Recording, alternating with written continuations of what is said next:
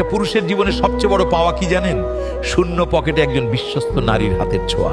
যখন আপনার কাছে কিছুই নেই, ভবিষ্যৎ অন্ধকার, ঠিক তখন যে নারী আপনার হাতটা শক্ত করে ধরে বলে, ভয় পাচ্ছ কেন, পরিস্থিতি যেমনই হোক আমি তো আছি। সেই নারী কোনো সাধারণ নারী নয়, সে একটা আশীর্বাদ। রূপবতী নারী অনেক পাওয়া যায়, কিন্তু বিপদের দিনে ছায়ার মতো পাশে থাকা নারী জীবনে একবারই আসে।